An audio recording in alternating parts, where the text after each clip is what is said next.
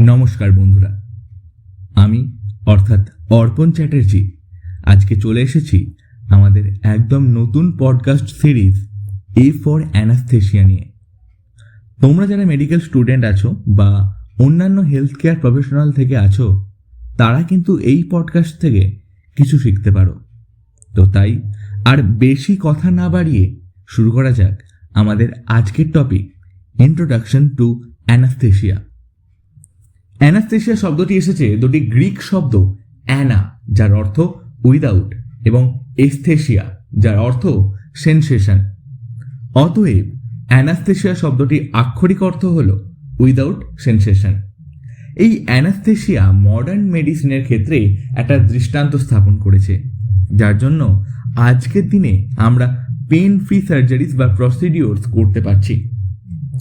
তো এবার আমরা চলে আসব অ্যানাস্থেশিয়ার ভাগে।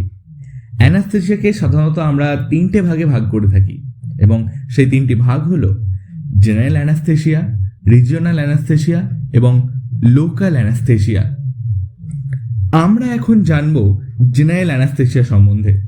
তবে সাধারণত অ্যানাস্থেশিয়া বলতে আমরা যেটা বুঝি সেটা হলো অজ্ঞান করে দেওয়া, আর জেনারেল অ্যানাস্থেশিয়ার কাজই হচ্ছে সেটা। এই জেনারেল অ্যানাস্থেশিয়ার সাহায্যে আমরা পেশেন্টকে সম্পূর্ণরূপে আনকনশাস করে দিতে পারি এবং জেনারেল অ্যানাস্থেশিয়ার এই স্টেট অ্যাচিভ করতে আমরা ইন্ট্রাভেনাস ড্রাগ যেমন প্রোপোফল, কেটামিন এইসবের সঙ্গে ইনহেলড গ্যাস যেমন সেভোফ্লুরেন, আইসোফ্লুরেন, ডেসফ্লুরেন এইসবেরও দরকার হয়। এই অ্যানাস্থেশিয়া পেশেন্টের সারা শরীরে নিজের প্রভাব ফেলে এবং এই জন্যই সার্জারির সময় পেশেন্টের কোনো পেন বা ব্যথা অনুভব হয় না, অর্থাৎ সার্জারির সময়ের কোনো মেমোরি পেশেন্ট রিকল করতে পারে না। এই জেনারেল অ্যানাস্থেশিয়া অ্যাডমিনিস্টার করার পদ্ধতিটা কিছুটা জটিল। এই সময় কেয়ারফুল মনিটরিং অর্থাৎ পেশেন্টের ভাইটাল সিগন্যালস যেমন heart rate, blood pressure, oxygen level এইসবের ওপর নজর রাখা দরকার। অপারেশন থিয়েটারে উপস্থিত অ্যানাস্থেসিওলজিস্ট অর্থাৎ যিনি অ্যানাস্থেশিয়ার উপর বিশেষ দক্ষতা অর্জন করেছেন, এটা তার দায়িত্ব যে তিনি যেন সঠিকভাবে মনিটরিং করেন। সঠিক মনিটরিং কথাটা এর জন্যই উল্লেখ করলাম কারণ সার্জারি চলাকালীন পেশেন্টের অনেক রকম অসুবিধাই হতে পারে, যেমন bradycardia, tachycardia, low BP, high BP, oxygen saturation fall এবং আরও অনেক কিছু।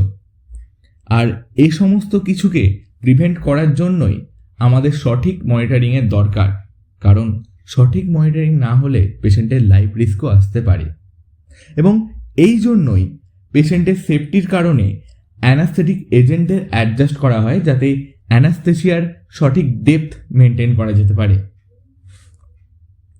এবার আমরা আসি রিজিওনাল অ্যানাস্থেশিয়া সম্বন্ধে। রিজিওনাল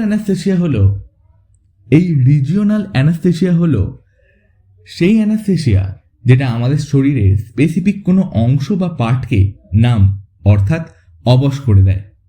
উদাহরণ হিসেবে আমরা বলতে পারি চাইল্ড বার্থের সময় আমরা এপিডিউরাল অ্যানাস্থেশিয়া ব্যবহার করে পেশেন্টের লোয়ার লিম্ব অর্থাৎ কোমর থেকে পা পর্যন্ত সমস্ত অংশকে অবশ করে দিই।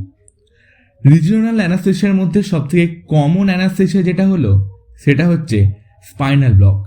এখানে আমরা অ্যানাস্থেটিক ইনজেক্ট করি স্পাইনাল কর্ডের চারপাশে উপস্থিত সিএসএফ অর্থাৎ সেরিব্রোস্পাইনাল ফ্লুইডের মধ্যে। এছাড়াও আমরা দেখতে পাই এপিডিউরাল অ্যানাস্থেশিয়া, যেখানে অ্যানাস্থেটিক ইনজেক্ট করা হয় স্পাইনাল কর্ডের চারপাশে উপস্থিত এপিডিউরাল স্পেস। রিজিওনাল অ্যানাস্থেশিয়ার মাধ্যমে পেশেন্ট ওটি টেবিলে সজাগ তো থাকতে পারে, কিন্তু এই সময় পেশেন্টের কোনো রকম পেন সেন্সেশন হয় না। জেনারেল এবং রিজিওনাল অ্যানাস্থেশিয়ার পর আমরা আসব লোকাল অ্যানাস্থেশিয়াতে। লোকাল অ্যানাস্থেশিয়া হলো অ্যানাস্থেশিয়ার খুব সিম্পল একটা ফর্ম, যাতে করে আমরা পেশেন্টের শরীরের কোনো নির্দিষ্ট অংশকে নাম অর্থাৎ অবশ করে ফেলতে পারি, যাতে পেশেন্টের কোনো রকম পেন সেন্সেশন না হয়। ইন জেনারেলি যে সমস্ত মাইনার প্রসিডিওর আমরা জানি, যেমন ডেন্টাল ওয়ার্ক অথবা স্মল উন্ড স্টিচিং করা, এই সমস্ত ক্ষেত্রে লোকাল অ্যানাস্থেশিয়ার প্রয়োজন হয়। লোকাল অ্যানাস্থেশিয়া সরাসরি সেই সব টিস্যুতেই ইনজেক্ট করা হয় যেখানে প্রসিডিওরটা করা হবে। এই সময় শরীরের ওই অংশে প্রসিডিওর চলাকালীন সমস্ত নার্ভ ব্লক হয়ে যায়, যাতে রোগীর পেন সেন্সেশন না হয়। লোকাল অ্যানাস্থেসিয়া কিন্তু শর্ট অ্যাক্টিং, অর্থাৎ স্বল্পমেয়াদী। যদি এটাকে আরও ডিটেলে বলতে হয় তাহলে বলতে পারি যে এর প্রভাব তো শুরু হয় খুব তাড়াতাড়ি, কিন্তু প্রভাব শেষও হয় খুব তাড়াতাড়ি, এবং এই জন্যই খুব ছোট এবং মাইনর প্রসিডিওরের ক্ষেত্রেই এই লোকাল অ্যানাস্থেসিয়া ব্যবহার করতে হয়। আচ্ছা, অনেক তো হলো অ্যানাস্থেসিয়ার ভাগ সম্বন্ধে, এবার একটু ইতিহাস ঘাঁটা যাক। না, তেমন বিশাল কিছু সাল তারিখ বলবো না, শুধু বলবো হিস্ট্রি অফ অ্যানাস্থেসিয়া। অ্যানাস্থেসিয়ার ইতিহাস ঘাঁটলেই আমরা জানতে পারি যে প্রাচীন সময়ে ব্যথা কমানোর জন্য ঔষধি গাছপালা এবং অ্যালকোহলের ব্যবহার করা হতো। তবে 19th সেঞ্চুরিতে মডার্ন এরা অফ অ্যানাস্থেসিয়ার সূচনা হয় যখন একজন ডেন্টিস্ট ডক্টর টি.জি. মর্টন 1846 সালে ব্যথানাশক হিসাবে ইথার ব্যবহার করতে শুরু করেন, এবং অ্যানাস্থেসিয়ার ইতিহাসে এটা একটা সিগনিফিক্যান্ট ব্রেক থ্রু হিসাবে পরিচিত। এরপর থেকেই অ্যানাস্থেসিয়া সম্বন্ধে অনেক ডেভেলপমেন্ট হতে শুরু করে, যাতে করে প্রতিনিয়তই অ্যানাস্থেসিয়া আগের থেকে আরও অনেক নিরাপদ, আরও অনেক বেশি কার্যকরী এবং আরও আধুনিক হয়ে উঠেছে।